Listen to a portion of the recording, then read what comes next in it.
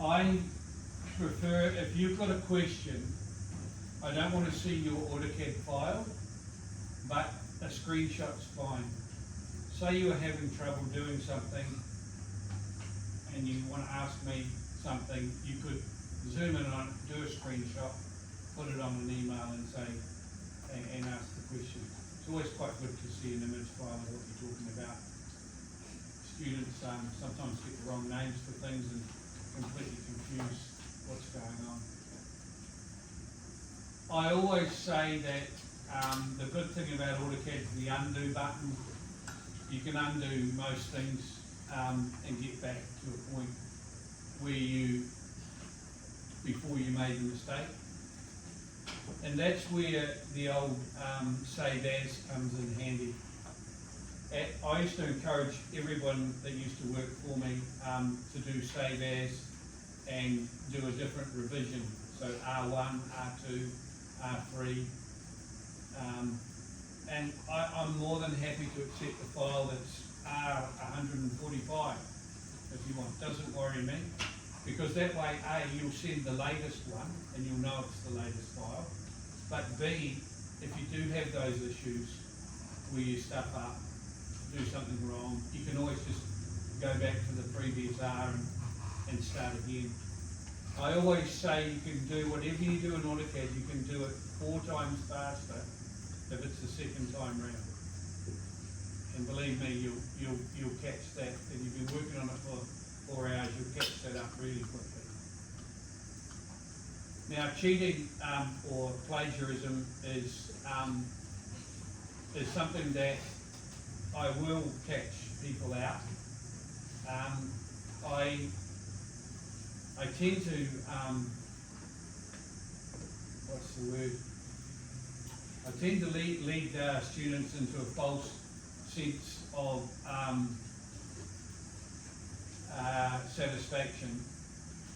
So what I tend to do is kind of half let them away with cheating first up, and it gives them confidence to keep doing it.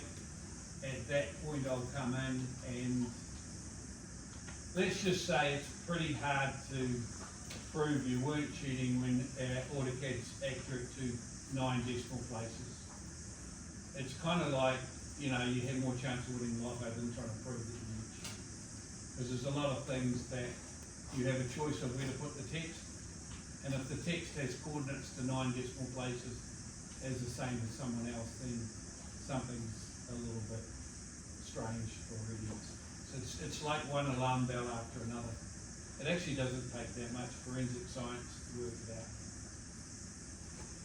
With AutoCAD 2023, just be aware that if you do around about April, May, they put up a 2020, I think you're going to go and try and get 2023. So they do put 2024 up there, like a carrot, and you go, ooh, and you grab it. Well, the problem with that is it's a beta copy. So what that means is they're using students all around the world to find mistakes in their copy. So you write back to AutoCAD saying, oh, the line command's not working properly on 2024. And they go, oh, cheers, mate. And they get it right, okay? So they're using students as, instead of having 10 guys in their testing AutoCAD, they've got, thousands all around the world testing it for them. So that's one problem. The other problem is I can't mark a 2024 because I've got 2023. So I'll be sitting there going, what mark am I going to give him? Let me see, 2024 minus 2024, probably about the mark that you're going to end up getting. All right? Okay.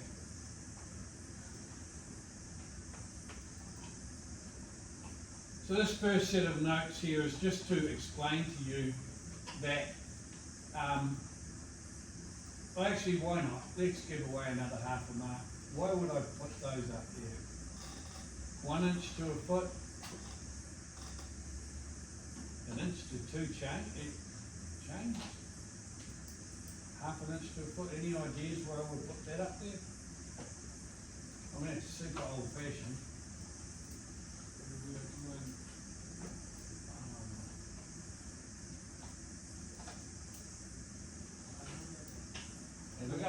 changing the units from, it's 1 foot in real life, but we're using just like 1 foot for our AutoCAD, but we will assume 1 inch as 1 foot in real life.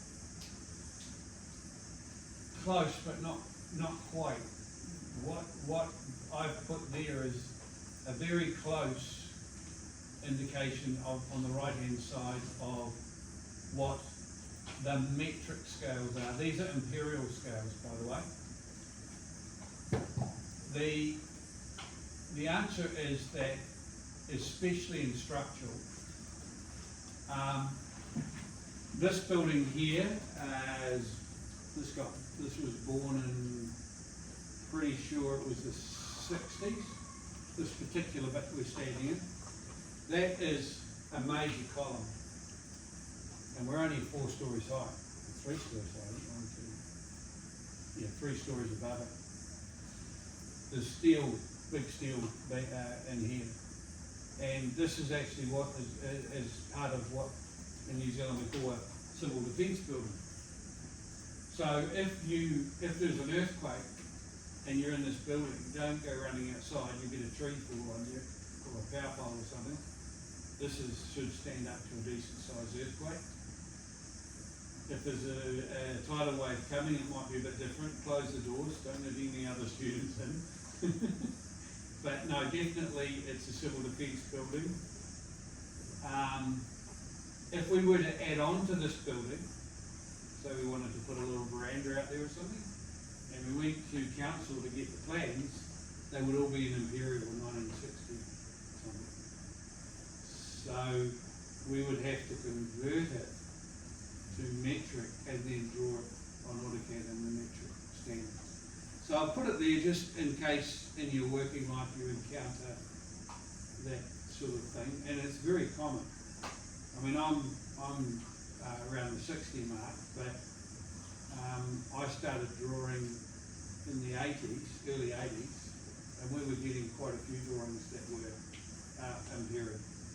And I think you'll find in places like India and the islands and China as well, quite a few of the older buildings would definitely be in imperial that would have to be converted to the metric system before they're drawn.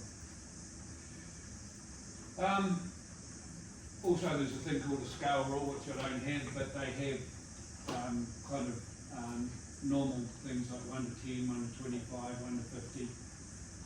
And you want to try and get to the nearest one. Now, I did say this morning to a couple of the ladies at the front of the class that I was going to start giving you a few tips on multi-choice questions.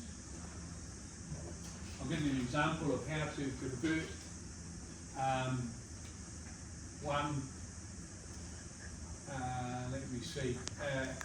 a quarter of a foot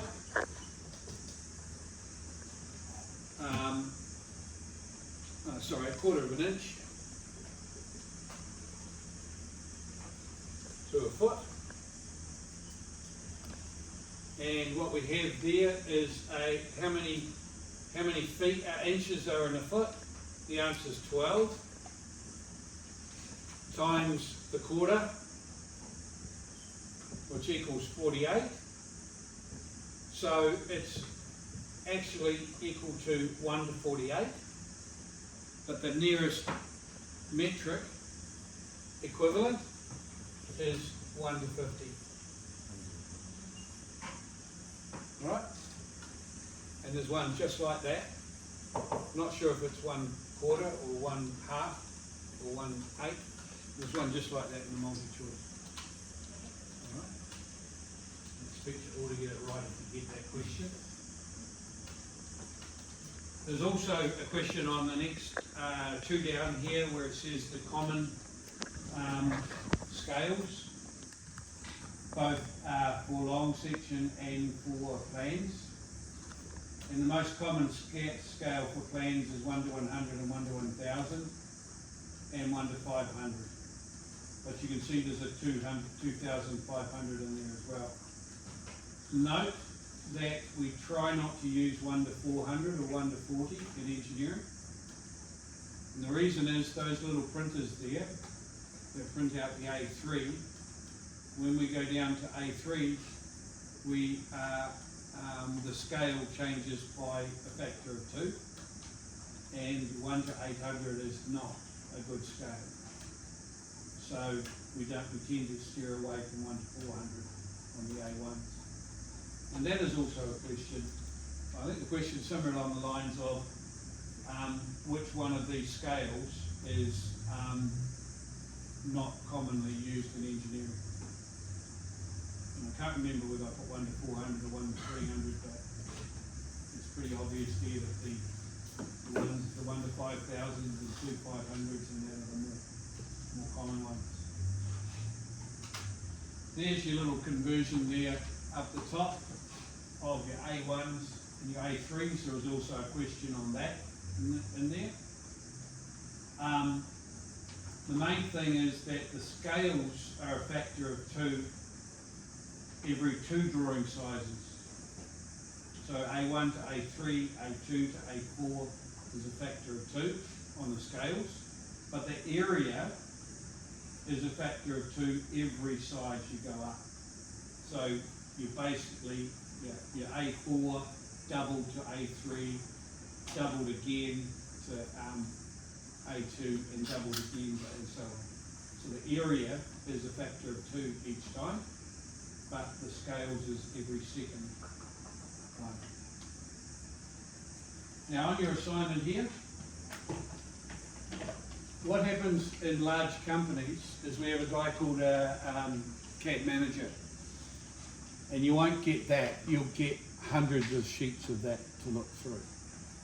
So I'm being very nice. I'm saying that most of your assignment is going to come out of here. All right? A couple of things you might have to make some decisions on, but most of it will come out of there. I'm not saying that everything is on there. For example, sand. You might find that in Saudi Arabia, but you're not going to find that on this assignment. Sorry. But it's an example of what you get when you come into an office situation. So I'll just run through each one so that you all know, and this lady here's filming me, which is good. You'll all know what is required for the assignment. Now there is no railway at Unitec that I know of anyway. If you decide that you want to put the railway on your locality plan, the little plan that shows where to go, then you would use something like what's there. But basically you don't really need to know about that. The bush, now that is a cloud command. Use a cloud command. I think Ingrid showed you that when you did a bush in your civil drawing, basic AutoCAD. Note there's no dots there, and there's no other hatching in there. Now the house is what we're going to use, but it actually basically is any building or concrete structure should be outlined like that with a hatch. Now, we have a few sites I use around here where these buildings come into play. This site is further over, closer to the marae. So I'm pretty sure there isn't a building that will be zooming in on, but there is in model space a building somewhere. So if you see one, even if it's only a bit of a line around one edge, put a wee bit of a hatch along it like that. There's no hedge, there's no trick station. There might be a gate on your locality plan, the gate to use to come in, the closest one to the site, which will be down that end, gate 2 or gate 3. I don't think there's a fence, but I think there is actually a boundary. Now, this doesn't show what a boundary line should be, but I favour something more like this for a boundary, with 2 dashes.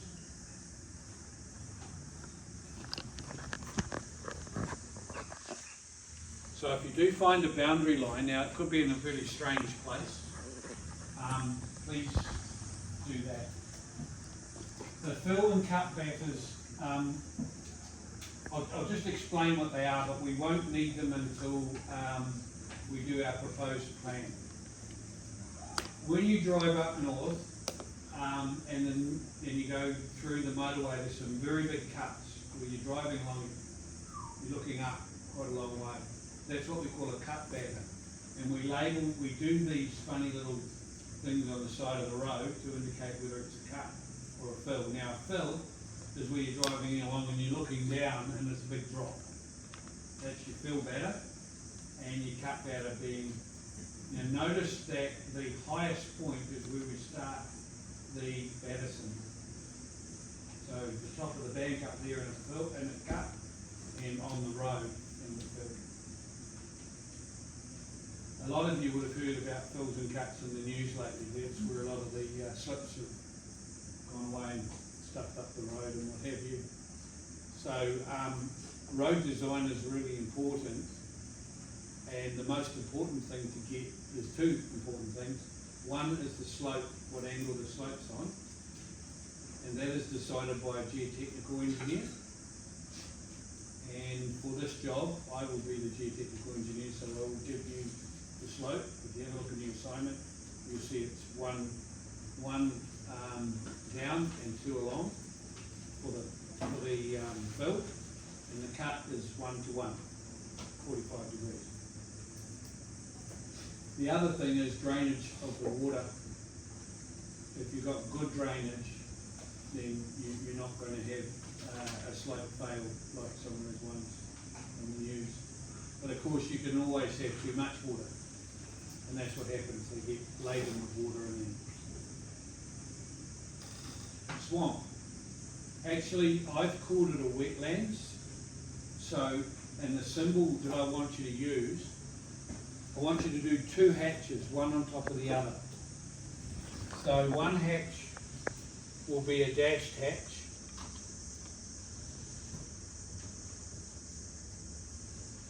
And the other hatch will be in between it, will be these little grass things. And I do the grass things about every, in terms of scale, about every second one of those dashes, all right? You also might find on this drawing that the, yep. It should be two dash between each branches. Yes, so dash, dash, dash, dash, dash, dash, dash, dash, dash. I'd put the grass up here, and then it would be the swampy bit, the grassy bit there. So roughly two. So it's something you're allowed to ask me about. So if you do early progress on the drawings, in these labs I can wander around and say, yep, I don't like your hatch. Can you make that a bit tighter or a bit wider? All right? But if you wait till the last Saturday beforehand, and you're on your own. You'll have to have a guess at what it should look like. Remember, we're zooming in on it. So it might look good from way back here, but when you zoom in on it, you might just see something like that, and a wee bit of the grass at the top. And that's not good, because it's not what we're looking for in terms of the symbol. So you've got to think, what's a good hatch scale that I can see when we zoom in on it, 1 to 100, it looks like. You'll see what I'm talking about shortly. There isn't a bridge this year. There was a bridge a couple of last year, at the beginning of last year. Direction of flow of the water is really important. It's actually important on any plan that ends up in council. Well, for obvious reasons, they want to know if it's going to flood anyone's house, etc. The flow's that way to the sea. For anyone that's new to Unitec or doesn't know the area very well, which is north, heading north.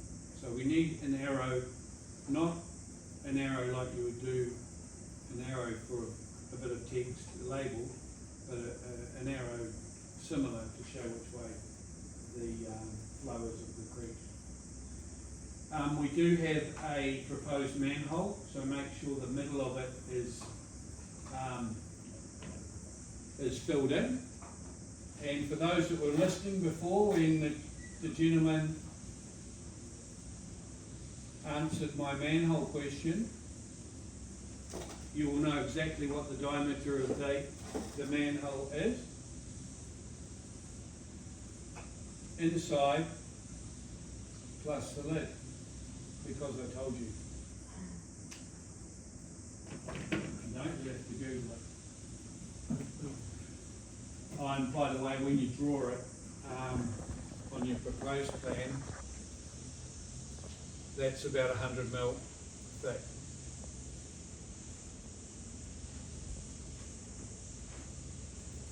The gentleman that got that question right, can you remember what size the manhole was? Can you remember what size the manhole was? You did.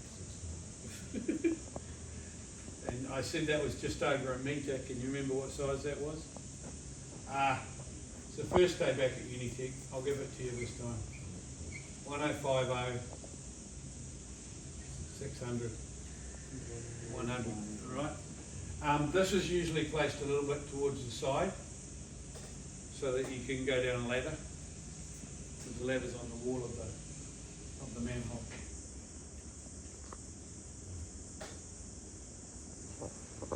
The trees, the current trees that are in there, getting pretty close to maybe using another board, aren't I?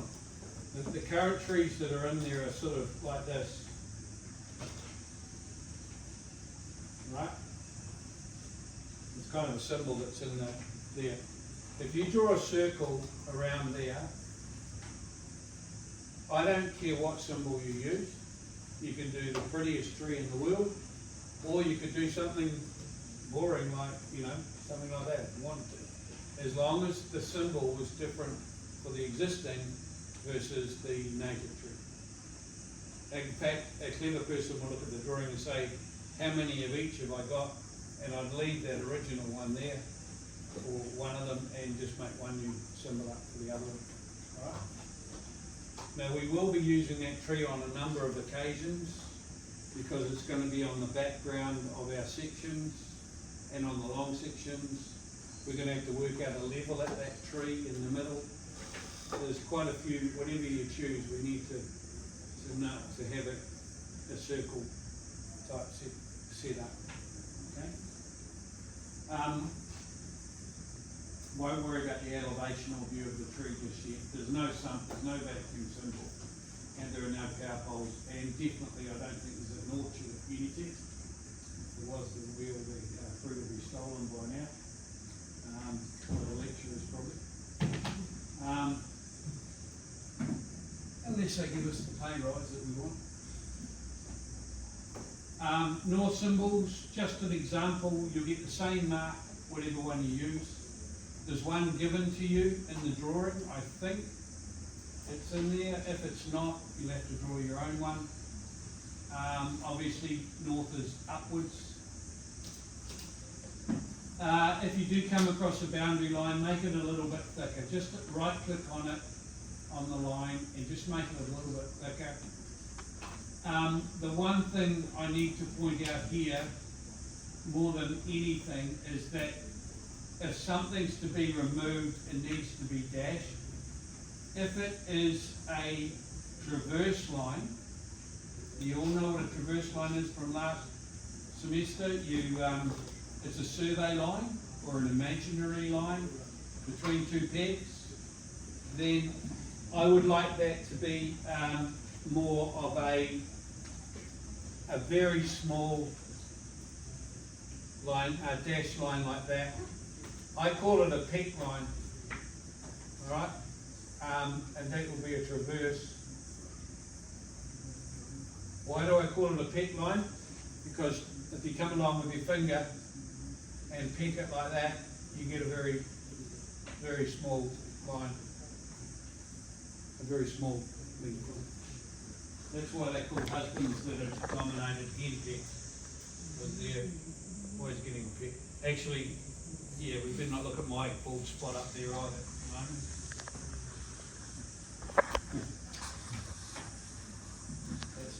from a Wi-Fi. Okay. Right. Okay, here we are. Here's the important bit, and I'm going to use the other blackboard. We're looking at what size the text should be. So, let's have a look at the drawing itself in terms of the assignment.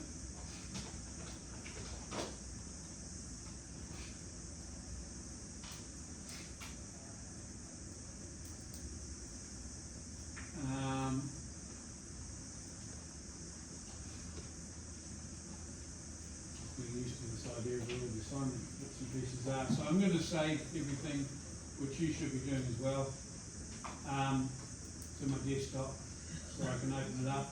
Now just be very careful when you save anything to the desktop here that you also take another copy of it, because you will lose it once you close down. All right. So the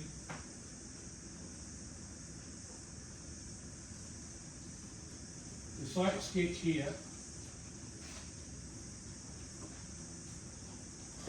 that you're given, anything that you label, like the creek, the path, the bush, the wetlands, the pipe, the traverse, anything you label, use 3.5mm text. Anything that is a label for a contour, see those ones up the top there, I'll zoom in on them. They should be 2.5. Don't worry, I'll write this on the other board. Any spot height should be 2.5. The only thing that possibly you might do is in 5mm text. Now I'm going to get the example drawing for you.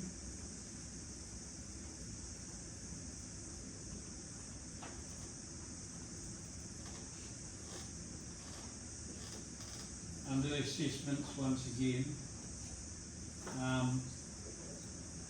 we have student examples. I think the second one was quite a good one.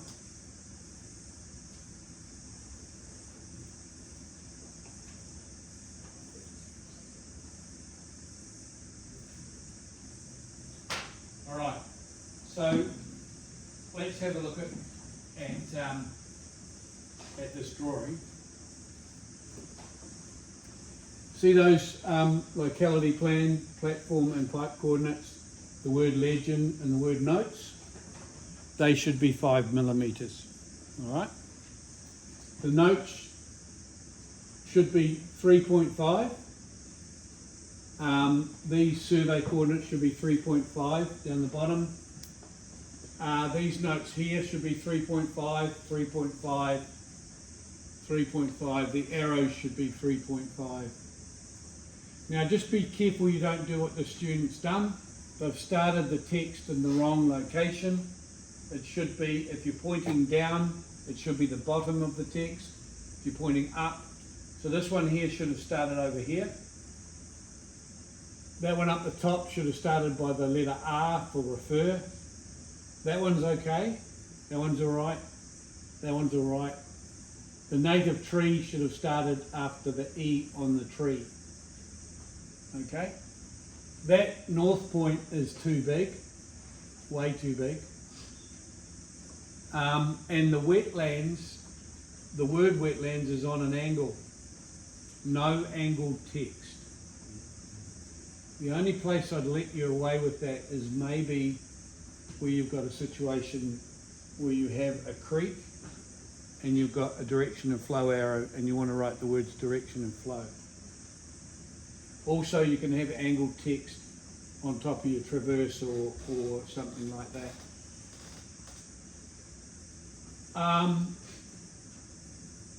You'll notice that because this is a pipe, they've got the wrong line types, but the outside should be dashed because it's proposed pipe.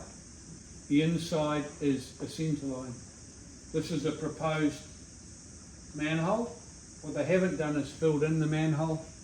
And I said that I'd give you a little sketch of the proposed outlet. I'll do that as well. So I'm going to go down the other end now and do a little bit more, expand a little bit more on what I just was talking about.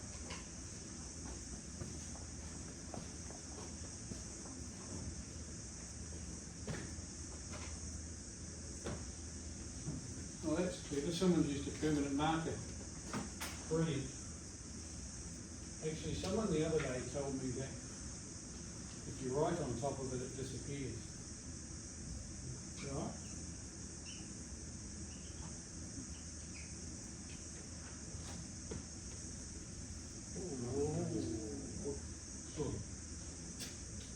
Okay. Text heights, 2.5. So that is going to be spot heights, where the surveyors put their staff on the ground and then taken a shot, find out what it is. It's also going to be the contour labels. 3.5. I would say 90 to 95% of all text. Plus arrows. 5. I'm going to say headings. Mostly Legion and locality plan, etc. 7. Don't worry too much about that. There's actually, the title block has got 6.8.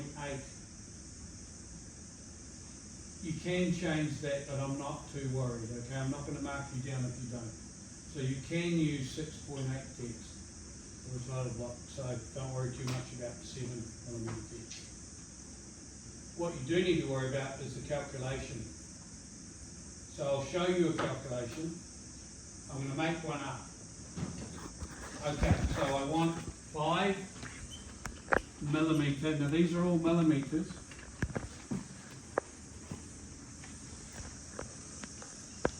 I want 5mm text, and I've got a scale of 1 to 200. The mathematics is really simple.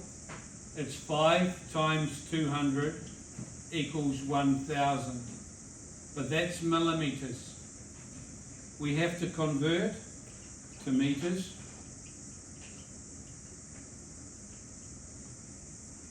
So therefore it is 1.0 meters. Your scale is not 1 to 200, it's 1 to, anyone read it? And you have to do that for each text type. Now this is only for meter drawings. It changes again for millimeter drawings, all right?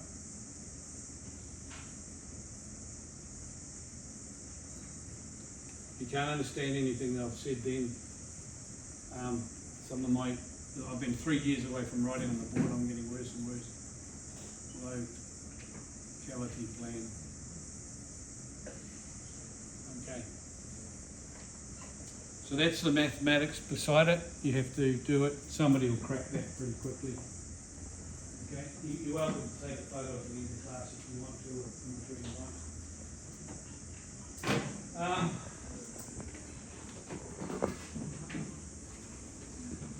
The locality plan that is there. It's not a bad one to copy.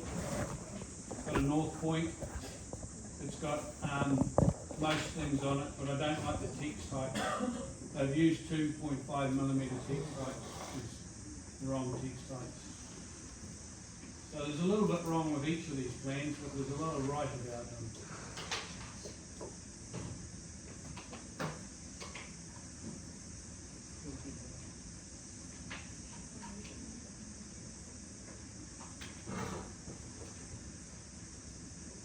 Okay.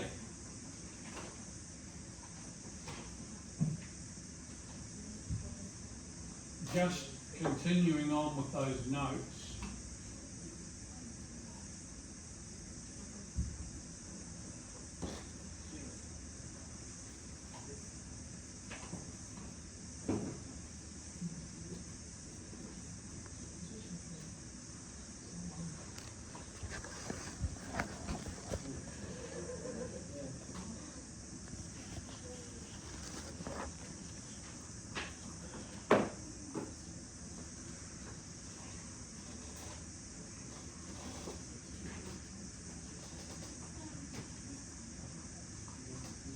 I'll leave the rest for you to read through yourself, what is actually required on a site plan. There's a brief explanation of a locality plan and roughly an A1 size drawing, which you will have, what it should actually look like. So it's roughly around about 80 by 100 millimeters, but you can choose the size yourself within, you know, a few millimeters of that. It could be, I don't know, 120 by 100 if you want it to be, or smaller. It's up to you. Also, the survey coordinate table has to be put there. Also, here's a good starter for notes for your drawing. Survey coordinates are in New Zealand mapping grid, or are they? If they aren't, then you have to put a local grid. So it's a case of finding out New Zealand mapping grid what they normally are. I can tell you right now, actually, they are not New Zealand mapping grid. Survey levels, we talked about that. They are not mean sea levels, they are a local survey level, which means someone's taken a level, made a level up on a manhole, and they've used that as a starting point. With manholes, you can use the lids as levels, and then you can go into council and get the real level for the lid. And then you can go through and translate all of your survey into the correct heights. Okay, so often they'll do that. They'll do what they call a local grid and a local level. For your information, the grid in Auckland is the Mount Eden grid, and if you've ever been up the top of Mount Eden or had a look, there's a trig station up there, and just below that is the coordinates where the grid starts. It's not north, it's 300,000 and 700,000, something like that. Engineering notes, we talked before about an engineer to check for siltation, so the clay doesn't run into the creek. Also, we talked about environmental engineers, local body. What isn't on there is iwi. Might be something else to think about. And here's a checklist and reminders of things to try and get as much of that done as you can before next week. Now, I'm not going to check that. I'm not going to come to each student and go, hey, you didn't do your homework. It's up to you to try and keep up with it. I can tell you right now, the students that do keep up with it, when they move on to the next learning outcomes, you know, it gets easier and easier for them. The ones that don't, it gets more and more difficult. So as promised, I'm going to now open the survey drawing that's provided as part of the assignment.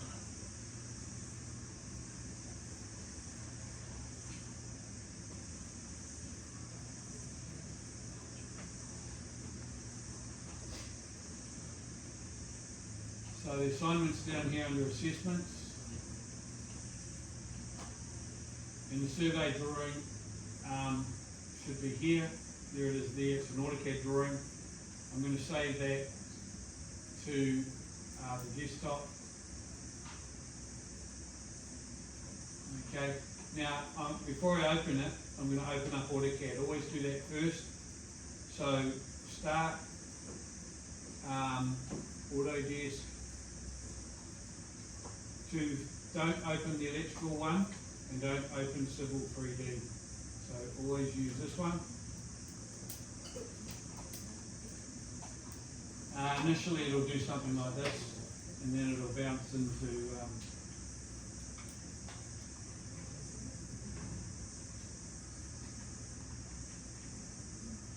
AutoCAD.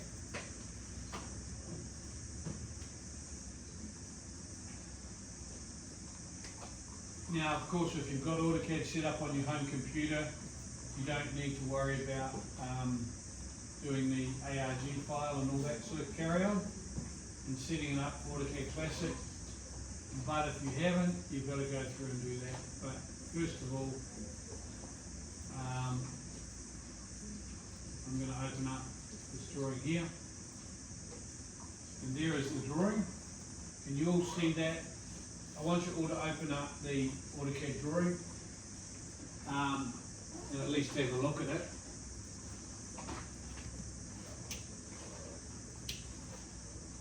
In its full glory. I also want you to save the title block and the logo somewhere, like the desktop or something like that. Now, I should have an ARG file here, the 2023 one. Let's see what I've provided. There it is. If you've forgotten how to do it, there's instructions there, but really it should be something that you can... Oh, hold on, there's a folder there. It's in the folder. There it is there. So I'm saving that to the desktop. Back into my drawing. Okay, I'm going to come down here to the command bar, and I'm going to go OP, and go to options, and profiles, import. I'm going to go to desktop, AutoCAD 2023, apply and close, set current, and OK. So there we are, we're starting to get it on there. Down arrow up here, show menu bar, right click on here, undock. It's beginning to be familiar. You'll notice that I've got Classic down both sides. I'm going to pick this up and throw it down here. So picking it up by its dots, my left mouse, throw it down here. Okay, one more thing to do. Down arrow here, snap settings, dynamic input, get rid of those things there. Okay, right, we're ready to go. Now, just remember, up here we've got our layers. We've got cont, meaning contour, major and minor. We've got levels, path, water's edge. There's a lot of layers missing. You're going to have to make those layers up for yourself with the correct spelling and the correct English. Google is your, or spell check in Word or something like that would be your best friend. But anyway, for now, I'm just drawing everything on layer naught as we go through, just to demonstrate how to do things. So I'm going to go into down the bottom here, which says 2020 Civil Assignment Sketch. So I'm going to right click and go rename. And I'm going to rename that 2023.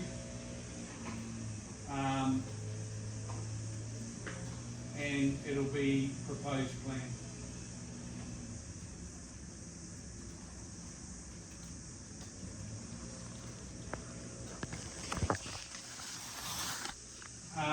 Now I'm going to go into that, and this is what we get at the moment.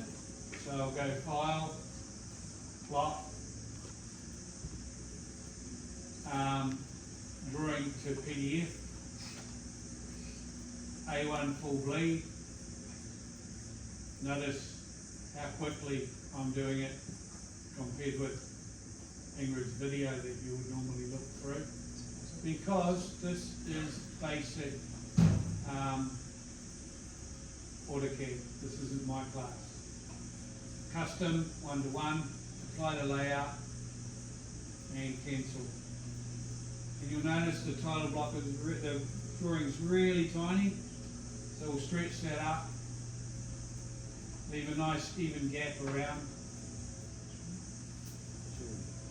Stretch that up to there, and we're all ready for our title block. Where's that drawing gone? It's not in there, is it? Okay, click and at the moment we'll leave the drawing out of there. We'll get into it shortly.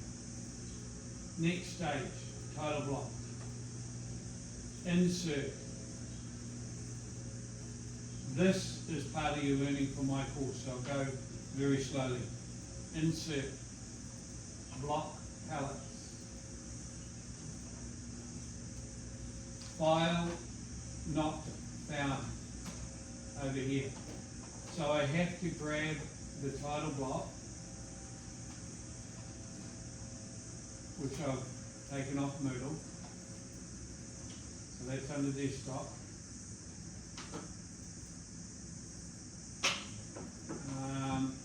Maybe I didn't file it.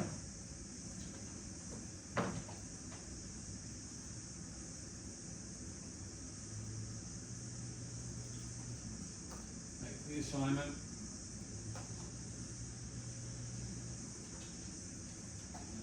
Title block, right click, save link as desktop, save.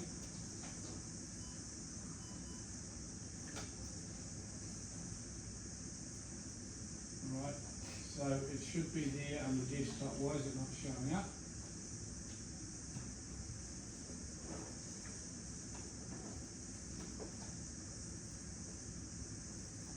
Desktop.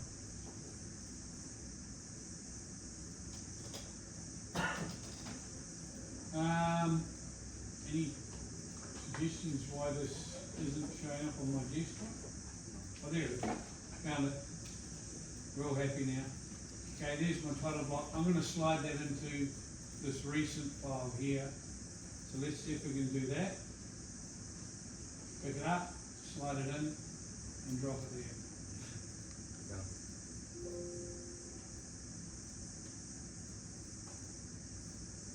No, it's opened itself. I didn't want to do that. I did not want to do that. Okay, go to current drawing. Go over here to, click on this one here with the circle. Now we'll go to desktop. And click on the title block and go open. Now it takes a little while, but that title block will appear under current box.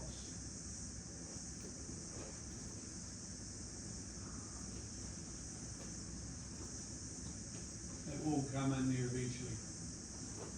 Okay, let's go back to working. Oh, here it is. Now I've got all these things I can fill out, which I'm not going to at the moment. I'm going to go okay.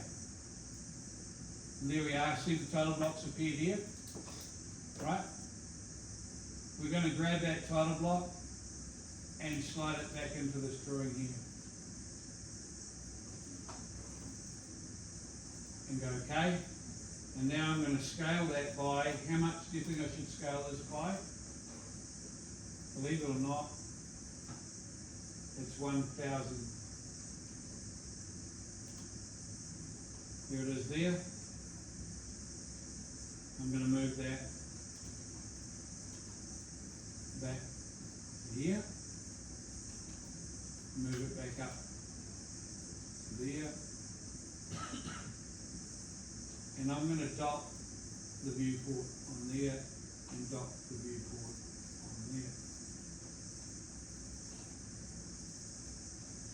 So I've now put the title block in. So I'm going to go backwards on all that and do it one more time for you. There are people filming it, which is good. Okay, so let's go backwards. Undo, undo, undo, undo, undo, undo, undo, undo, undo, undo, undo. Alright, one more undo. Okay, the block's gone. Now this part here is setting the viewport up. You would have done with Ingrid, with any drawing. So you go inside it, Z, enter, E, enter. The drawing comes up. Now you've also been told it's a scale of 1 to 100. So Z, enter 1000/100 XP. Okay. Now with the hand of Maradona up here, and my left mouse, I'm going to move that along so that I'm in roughly this position here. Why that position? You see where that arrow there for PP2 is? See where the arrow for manhole 1 is? I want to just see a little bit of that on the left hand side, and I'm going to make room for something else on the right hand side, which you can see in a minute. So I'm in the right position, escape, double click outside, click on that and list it, just to make sure that the XP factor is correct. It's 10.0000. If I see a 1 there, or a 9.999, you will lose marks for the wrong scale. Very strict on that. Okay. Still not got the title block in there. My next step is to go insert blocks palette, which brings this up. Go to this here with a circle around it, square with a circle. Click on that one, go to desktop where I've put my title block, click on that, and it will eventually pop up. It takes a few minutes. If you're doing it on your home computer, it'll be a hell of a lot faster than this, because it's going through the Unity system at the moment. We're nearly there.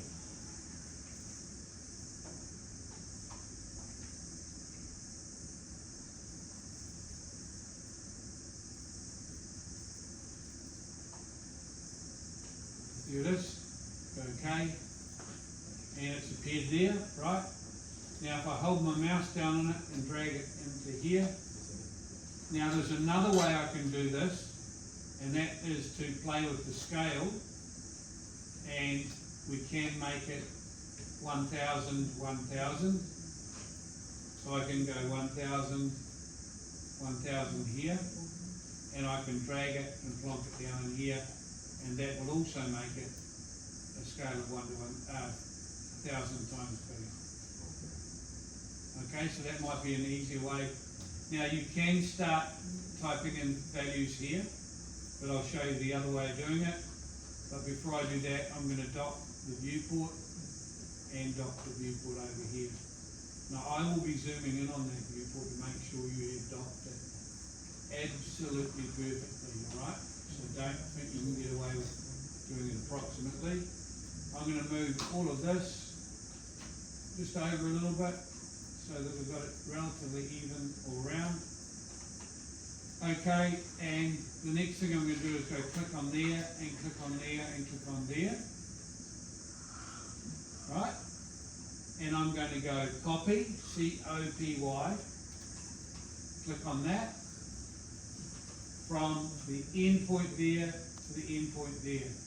Now I have now copied the title, the viewport on top of itself.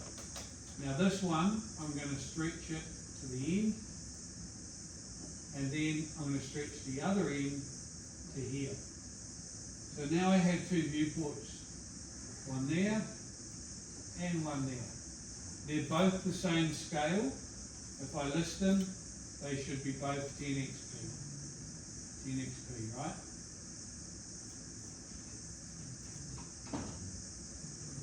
I then go inside this second one, and with the hand of Maradona up the top here, and I can, with my left mouse, not my middle mouse, I'm going to pan to the side, just out of the view here, I'm gonna go escape, and I'm gonna do a rectangle on the top left, down to here, inside the viewport, escape. And if I go down here to my model, can anyone suggest why I've done that? Put the notes and stuff. Yes, exactly, you're gonna put the notes, you're gonna put the legend, you're gonna put the, survey information and the locality plan of where, yes. And so that makes it easy to see, isn't it? And we can use the same text types because we're using the same scale. And that's why when I did my viewport, I made sure, because around about there is where the pipeline's going to around about there. So as long as you can see both of those things, then you'll be no problem at all. Alright? Plus, I know that my, from that little sketch before, somewhere in here is going to be my platform as well. Okay? Actually, I know that, I don't know if those pegs are in the right place.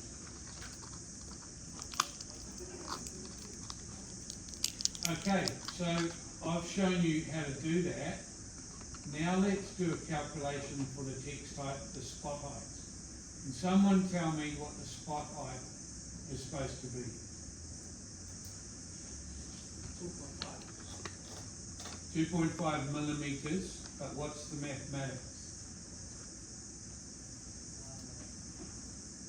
So the scale is 1 to 100, and 2.5 millimeters, 2.5 times 100 is 250, converted to meters, 0.25. I'm glad you agree. Pity that you didn't tell me. I was after Mark on that, but never mind. So I'm going to click on this, and I notice it's called levels.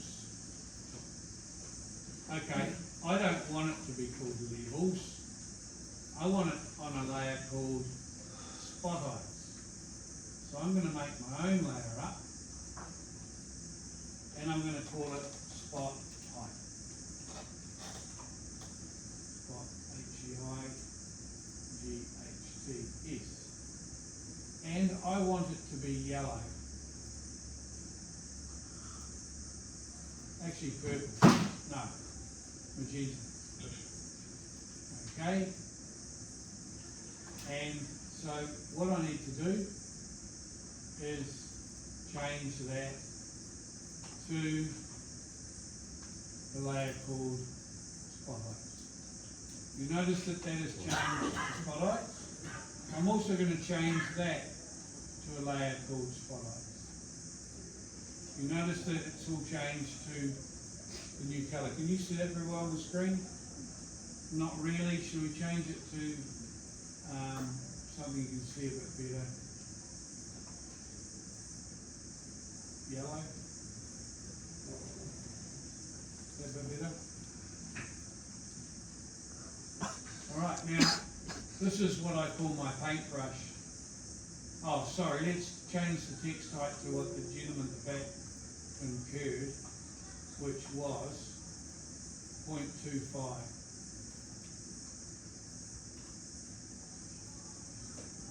Look how much smaller that text is compared with the other text. Okay, now, do you want to go along doing that with all the spotlights? Or do you want to know a magical way to do it?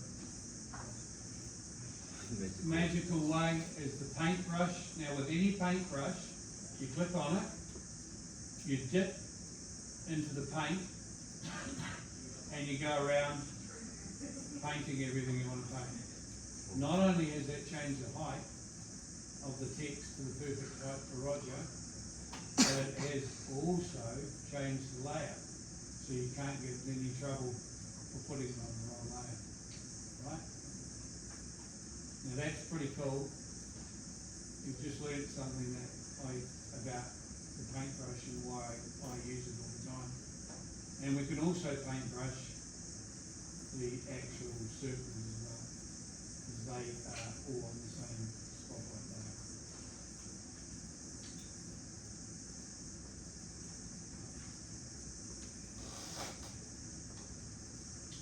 So, gives you something to do for homework as well. I won't do them all, but it gets a little bit trickier doing these ones because they're a bit bigger and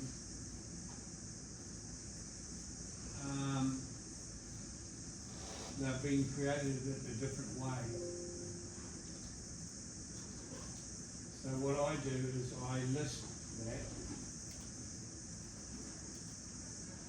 and it says, text height is 0.720, so I go scale, and I'll do one of them. From there, it's 250 divided by 750. Now if I list that again now, oh, 0.24, oops, don't know what I did wrong there. I'll undo that, just make sure that, yeah.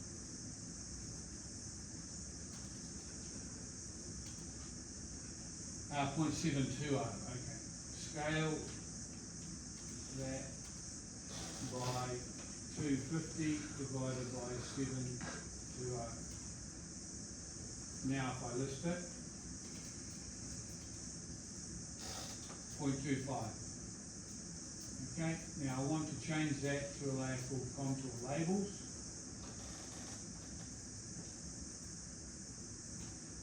I'll make a new layer up, contour labels.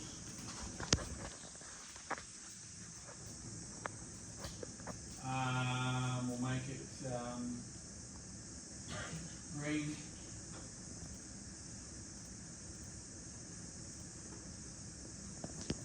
And put that onto a layer called contour labels.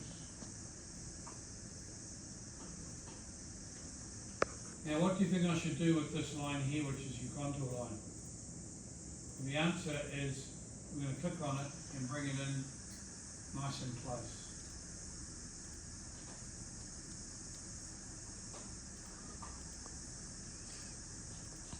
What do we need?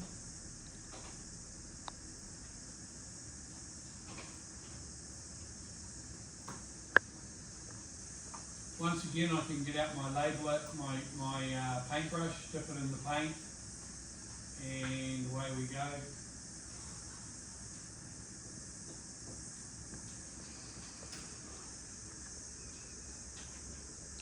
And remember from Ingrid that these contours labels have to be parallel, so you may have to rotate some of them because they'll all go to the same rotation as the very first one that I dipped the paintbrush into. So for example, this one here, oh, it's not too bad.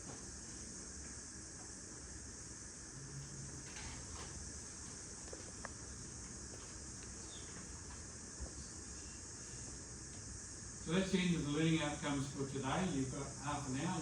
You may wish to leave. That's fine by me.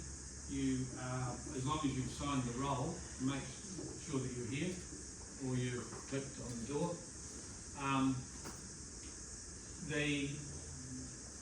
You may have to rotate some of those contour labels to get them parallel, or you may have to move them so that they're in the middle. And when I said about the contours, you know, when I'm marking them, I am looking at that sort of thing too, how you've done those. Now you might think that those labels are really small, but when you go into your 1 to 100, you'll notice that they're not really that small. You can see them fairly well. These ones are extraordinarily big.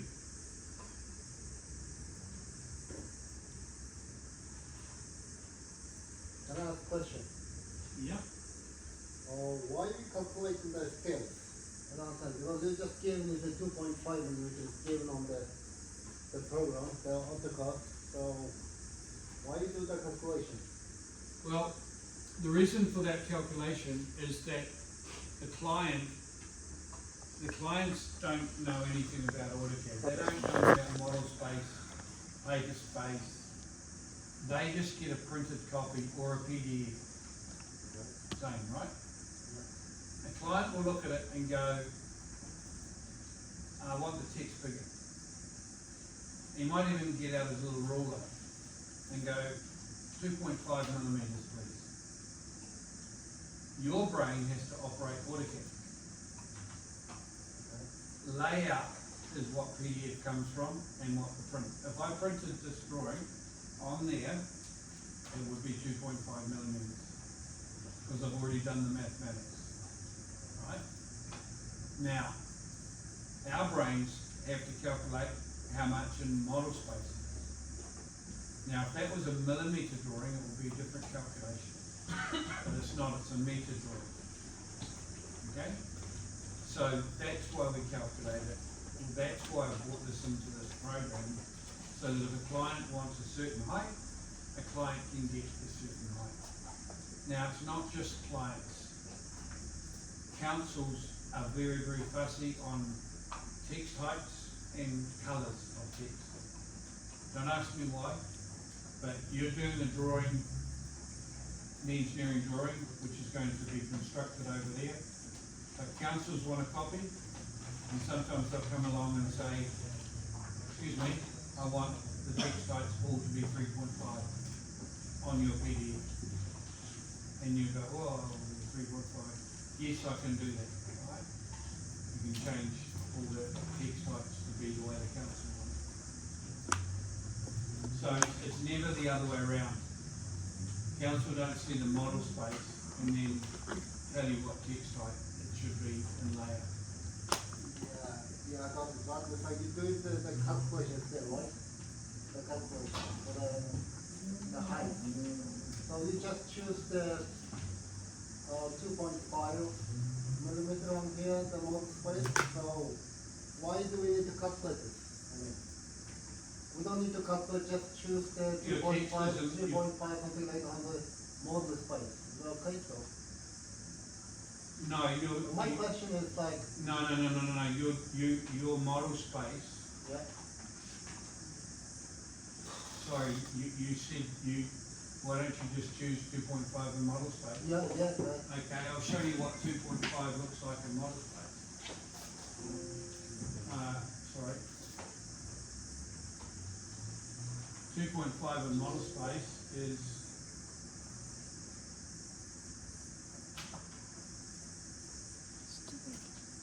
that, too thick. Okay, right? I got the point now, Yeah. And it is also to do with the scale. I've made it easy for you, it's 1 to 100. If it was 1 to 250, the mathematics would be different again. And guess what? In your test, there's at least 4 multi-choice questions on text heights versus scale versus model space. So the given height is for The PDF on print. the PDF, the 2.5 millimeter on the paper, right? Yep, That's the given, okay. yep. Look, I could have given you the text height Okay. and you learnt nothing. I could have said, hey, everybody make the text height 0.25 in layout, which is what Ingrid did. She gave it to you and you all sat there like robots doing exactly what she said. Didn't really know why she gave you that. Right? And now I'm changing it up to this is why we do it. And so in any office situation in the future, if a client comes in and they pick up, and believe me they do, they get a drawing and that text is too small. $6 million job and the client's complaining about the text height and your boss is sitting there with the thing for him to sign and he's like, And he was like this to me, you know. Quickly, change it, quickly, you know. And you'd think he'd be more worried about the flooding, or whether the council are going to approve it, or whether it looks good, or if there's going to be any iwi problems, or whatever. But he's not, he's worried about the text type on the drawing. It happens, it's true, I'm not. Look, we did a job in Iran, for the Iran Parliament, and a whole contingency of them flew over to New Zealand. These high-powered guys, lots of money, and no one could speak English. And they walked into our office expecting us to have a translator. We needed to show them on a drawing what was going to happen. All right, and my boss is in there trying to point things out and trying to do what he would normally do, and he wasn't working. They're all looking at each other, and he asked me to come in, and I started doing the same thing, and they looked at me like I was, you know, what's he talking about? And I went, the common language is the drawing. If I can somehow open up a drawing on the screen and show them some things, and I did. I opened it up, and I put it into 3D and twisted it around, and I watched their faces that they went from like this to, you know, and it was like, so they understood it. It also bought my boss some time to go and get someone to translate as well. We had a couple of Iranians working in the office, very quickly ran and got them, and we were able to secure the contract. It was a geothermal contract, because in the hills of Iran, everyone thinks it's oil, but they have a big geothermal resource up there, and they were looking at a power station a long time ago now, back in the 1990s. So it's drawing's an international way of talking to each other. And so yeah, I guess text type is very important. Maybe Where are you from? Palestine. You from? Palestine. Palestine, okay. Not too far away from where I was looking at. Do you know, I've never had anyone fail the course sitting there. Well, no pressure. No pressure. Maybe you don't want to sit there next time. You know why? Because you're the closest to the thing. And I often ask you, I'm looking beside of it, and Mike often saying, can you see that okay? What number is that? And so instead of falling asleep, you actually